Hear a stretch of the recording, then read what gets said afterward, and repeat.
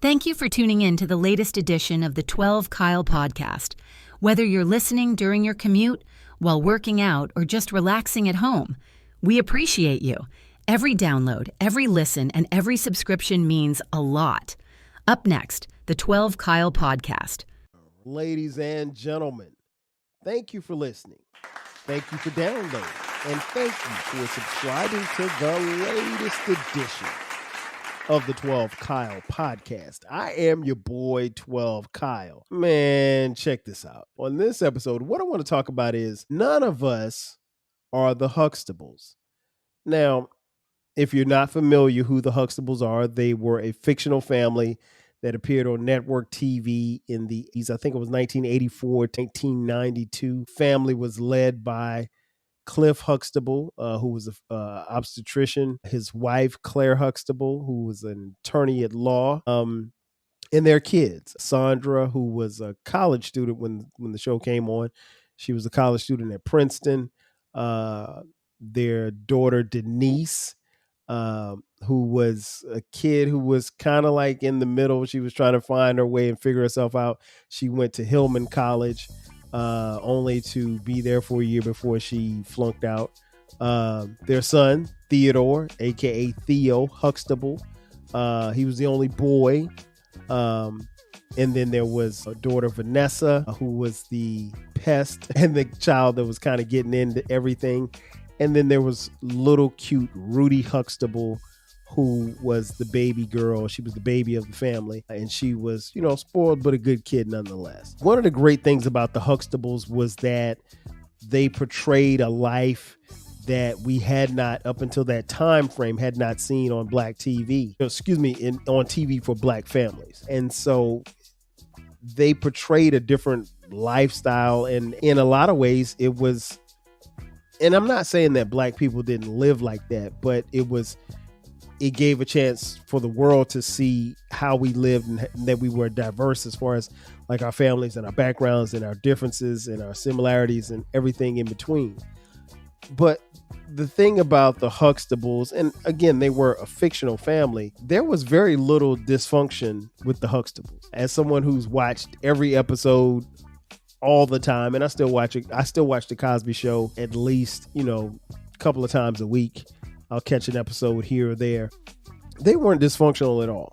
And I think one of the things that's interesting is that particularly if we look at our families, more specifically Black people, a lot of us have some level of dysfunctionality in our families. And, some of it's very out front in the open, and others, it's very subtle. But nonetheless, each member of the Huxtables are different, obviously, right? And they portrayed a lifestyle that I think was, while it was aspirational and inspirational, it wasn't necessarily what we definitely see on a day-to-day basis. Because when you think about it, ask yourself this. Did we come from a broken home? Did you come from a broken home? And what I mean by broken, were your parents divorced? Were your parents never married? Were your parents absent? I've got friends, probably several podcasters who I know that I'm really, really cool with and friends with. They've had similar backgrounds. I've talked on here before about how, my parents got divorced when I was 13, almost 14 years old. And so that's, a level of dysfunctional. And it's not, it kind of is what it is, but it is dysfunctional because it's not the Huxtables. But and I'll give you an example. Like, one of my friends who I played ball with, he had told me when we were in college, as we were playing football, that his biological father, had never seen him play football ever, not one down. And he kind of lamented at the fact that he would have liked, because we were at South Carolina State at the time playing football, he would have liked for his father to had at least seen him play football. And his dad never saw. And it wasn't because his dad was no longer here. His biological father just wasn't in his life. And that bothered him. Again, dysfunctional, not the Huxtables. And then one of my other buddies, real close friend, my boy Russ, Russ, for example, like his parents, and I loved his parents, God bless his soul.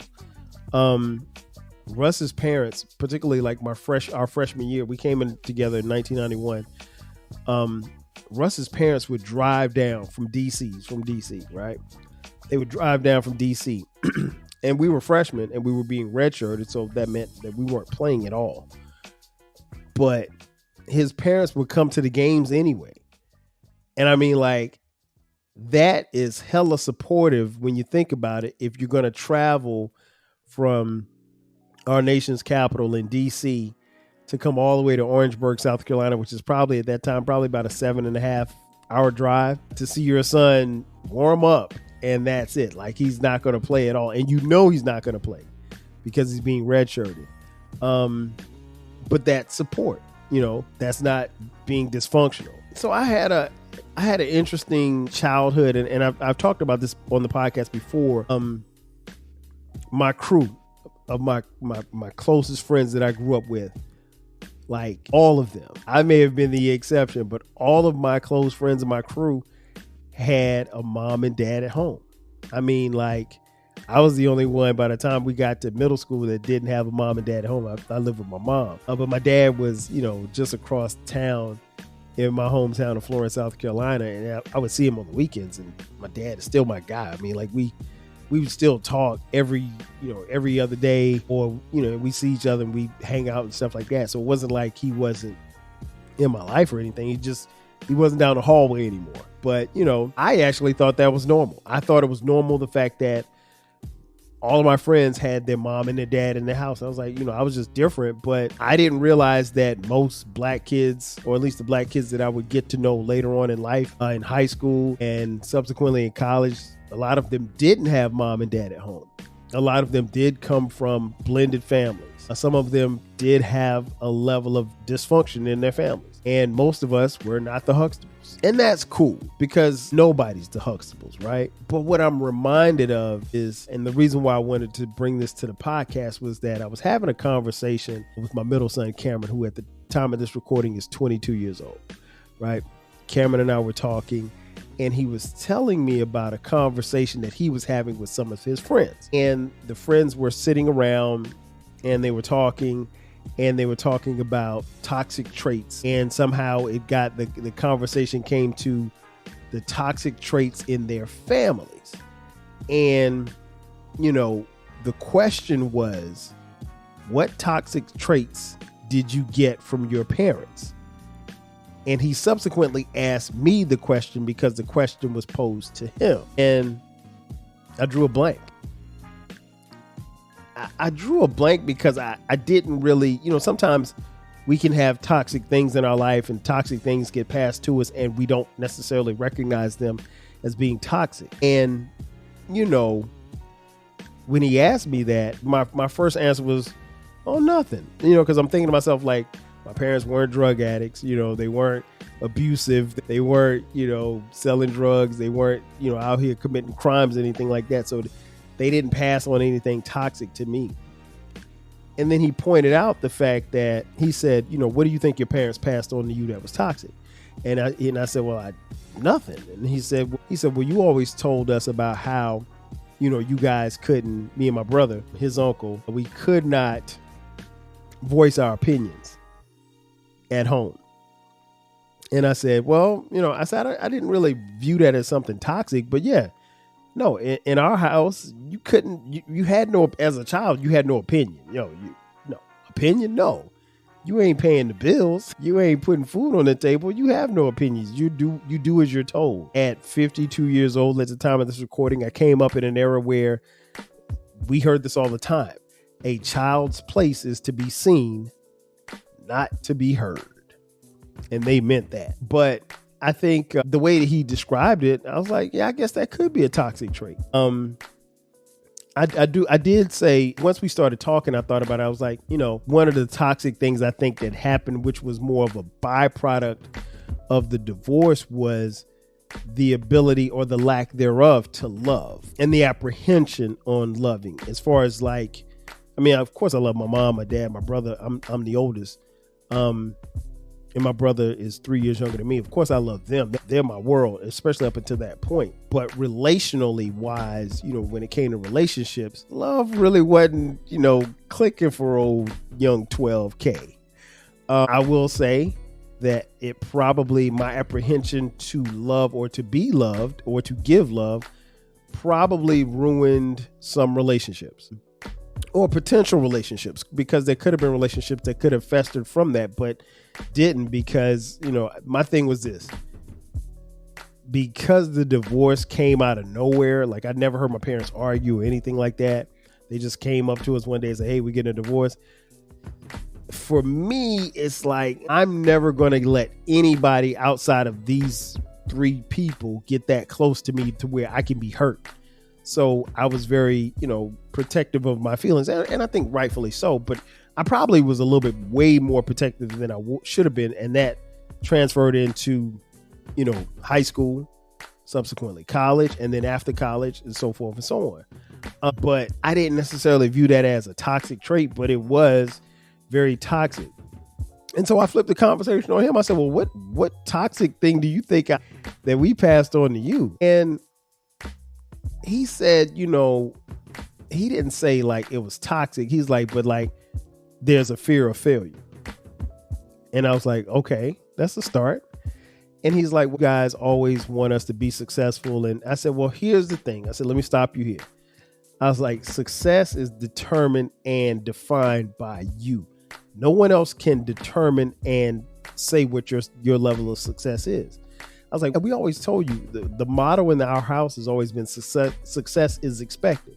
And it is, but it's based on what you do. It's not, that doesn't mean that you have to be a CEO of a company or you have to be the president of the United States. No, it doesn't have to be that. You can be a garbage guy and still be successful. Like, it's not determined by how much money you make or what your role is or who you marry or anything like that. But he said, like, the fear of failing, the fear to step out on your own and try different things. And I said, well, are you feeling nostalgic for the golden eras of rap and soul music? If so, tune in to the Rap Soul Podcast. We are your weekly journey through the 80s, 90s, and 2000s, spotlighting the music and the hidden gems that shaped the soundtrack of our lives. From the powerful beats to the soulful melodies, we bring you the best of the past with fresh insights and stories. Rediscover the music that defined a generation. Subscribe to the Rap Soul Podcast and enjoy the vibes. If you want a podcast where culture, conversation, and life collide, where you get insightful commentary, engaging discussions, and a fresh perspective on everything, then you need to listen to the 12 Kyle podcast, hosted by the one and only, yours truly, 12 Kyle, a voice that you know and trust. This podcast will bring you thought-provoking moments, compelling stories, and a whole lot of fun. Whether you're a first-time listener or just tuning in, each episode promises to be something new and exciting. So sit back, relax, join 12 Kyle, myself, and my guests as we break down the world around us and give you stories that you've never heard before, from nostalgic throwbacks to everything in between. The 12 Kyle podcast is a front row seat to this conversation. Subscribe now and never miss an episode of the 12 Kyle podcast, where the vibe is always real and the discussion is always worth your time. I think that was something that was encouraged, but he was just like, well, no, you guys, you pushed us and pushed us and pushed us. And, it's been like, a thing where you're scared to try sometimes or scared to fail. And I said, look, you're going to fail at everything that you don't try.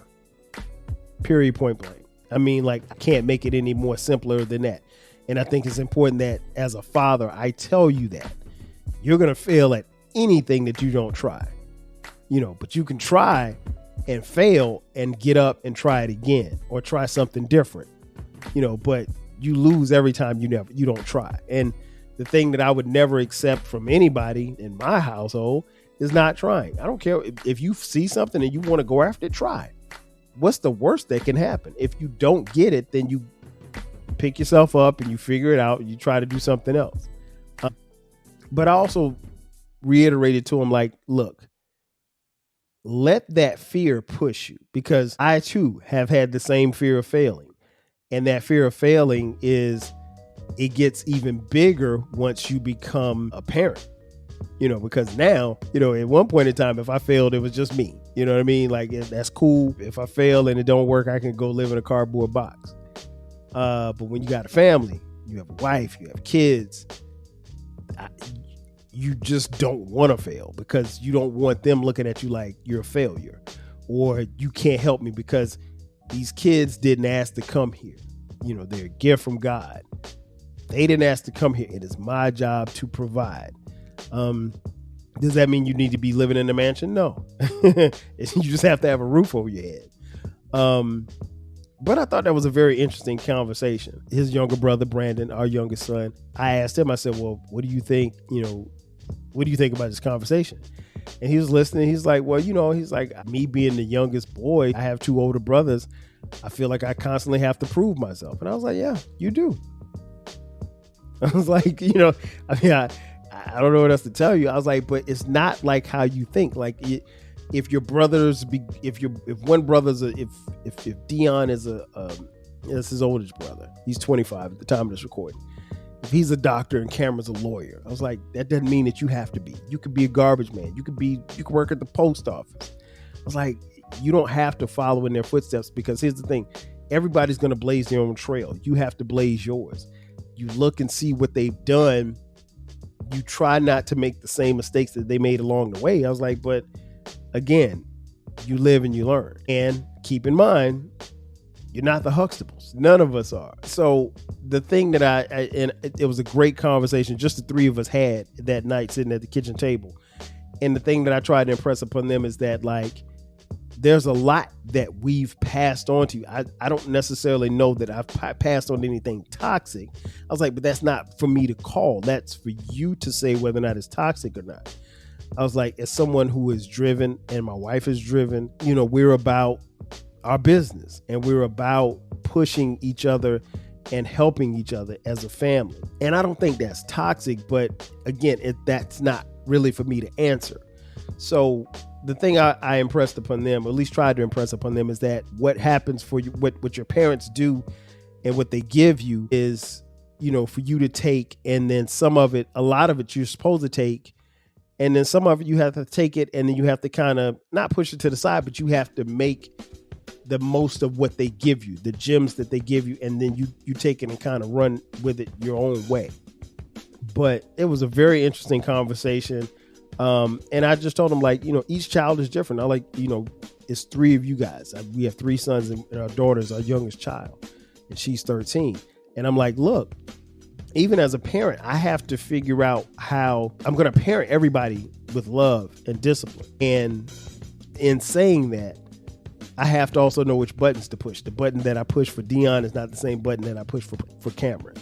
The button that I push for Cameron is not the same for Skylar. One for Skylar is not the same for Brandon, and so forth and so on. And so the thing that I took from that conversation is try not to pass any toxic traits on to my children. And I told them, like, hey, you said one of the things that was toxic for me growing up was not the ability not to be able to talk and have a voice in the house. I was like, you guys see that that's not something that I passed to you, because y'all have a voice.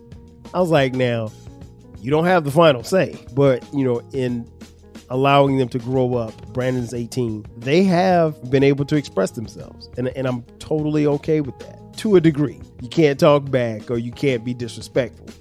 But their experiences, I think, will lend them to the idea that mom and dad probably weren't as toxic maybe as they thought. Maybe we are. I don't know. The one thing I do know is that we're not the Huxtables. Which brings me to a song. There's a song by one of my favorite MCs, Fonte Coleman from the Foreign Exchange. He had a solo album and he had a song called Cry No More. And I'll read an excerpt to you that I want to break down real quick. In Cry No More, he says, They asked me where I've been, dog. I've been rebuilding with my whiz and children. Put my pops in the ground, then hit the repass and ate the same shit that killed him. Your habits don't deviate, just the thought you would appreciate. My mom used to say I was a whore just like you. So, Ma, I ran through even more just to spite you. And Pops, my health is doing pretty good despite you. I tried so I don't die at 54 just like you. I'm one snowflake away from an avalanche. My first teachers were masters of self-sabotage. My mom walking slower these days. She got a stent. Still on them Newports. Where's your fucking common sense? And I'll stop right there. The part where he says my first teachers were masters of self-sabotage. Listen, your first teachers are your parents. And while Cliff and Claire Huxtable tried to impart wisdom and guidance into their children, we all do. But again, we're not the Huxtables. Your parents, you get so much from your parents. You spend most of us get a chance to spend most of our lives around our parents. So if you're around your parent, it's natural that you're going to be like them in a lot of ways. Because they're your first teachers, you're going to pick up from them how to walk, how to talk, habits, their actions. You know, one of the things I always say, I never forget my dad told me when I was little, and it's something I've heard all my life and I've passed it on to my kids, is when you're a parent, there's 3 things you have to give your children: love, discipline, and an example to follow. Love and discipline, pretty easy. An example to follow, that's the tough one, because kids will see what you do more so than what they hear, especially as they get older. Because, you know, here's the thing. For all of us, our parents are like superheroes. And then we all get to a point in life where we realize, like, hey, he ain't Superman. Like, he's a human. Like, he's a flawed individual. She's a flawed individual. And they make mistakes. I mean, nobody's perfect, right? And everybody can't, while a lot of us are given the opportunity to become parents, everybody's not ready to become a parent. Everybody doesn't know how to parent. So, you know, some of us have been brought here, and we're brought here to live in a world where, you know, the people who brought us here wasn't ready for us to be here, and they never got ready, and they didn't really do a good job once we got here. So your first teachers can't produce self-sabotaging ways. At least you would hope that they wouldn't, because it's not going to benefit you in the long. And I'll close out with this. From that same song, Fonte says, my sons look at me these days and think I'm certified, preparing them for a world they'll be deserted by.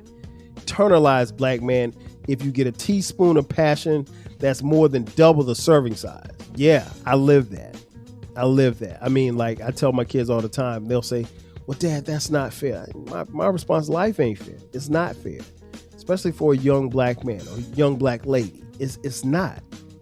And so, yeah, you think this world is going to owe you something. It's not going to owe you anything.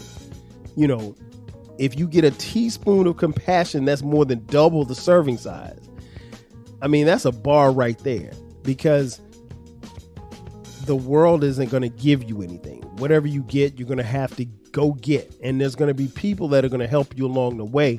More importantly, you should help yourself. Hopefully the people that brought you into this world, the people who've catered to you, the people who've nurtured you, the people who've loved you, will help you get to those places. In closing, we're not the Huxtables. Most of us, a lot of us, come from very humble beginnings. Not a lot of us were born with silver spoons in our mouths.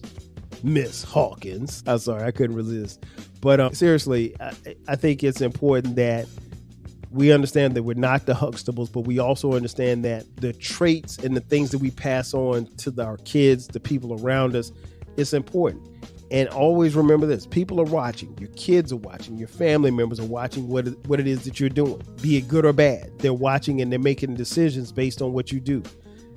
If you know someone's watching and you know someone cares about you, the least that you could do is be the best that you can be and be yourself. You owe that to yourself. Ladies and gentlemen, that's going to do it for me. Thanks again for checking out this edition of the 12 Kyle podcast. Be sure to subscribe to the podcast. We drop new episodes every Thursday and every Sunday at midnight. If you're on social media, hit us up, 12 Kyle podcast across the board. You can contribute to the show financially on Cash App, $TWELVEKILE. Also, you can buy merch. Click the link in the description box that says merch. We have 12 Kyle podcast t-shirts, hoodies, as well as coffee mugs. We got it for the low. And we have a new baby. Let me say that again. We have a new baby. It is called the Rap Soul Podcast. It is a music podcast where we talk about music and artists from the 80s, the 90s, and the 2000s when it comes to rap, hip-hop, R&B, and soul. Simply put, folks, it is the best music podcast that you've never heard. So you definitely need to check it out. We drop new episodes every Monday. Listen and share it with a friend who loves music as much as you do. We're on YouTube, but on the 12 Kyle podcast, as well as the Rap Soul podcast. If you're watching on YouTube, thank you for watching. Again, that's going to do it for me. Ladies and gentlemen, this has been another edition of the 12 Kyle podcast. I am your boy, 12 Kyle. I'll catch you guys next time. 5,000. Thanks again for listening to this episode of the 12 Kyle podcast. If you enjoyed this episode, make sure that you hit the subscribe button and share this podcast with a friend who needs the 12 Kyle podcast in their life. Every listen, every download, and every share helps us grow. Thanks for being a part of the 12 Kyle podcast community. We appreciate your support. We will catch you next time. 5,000.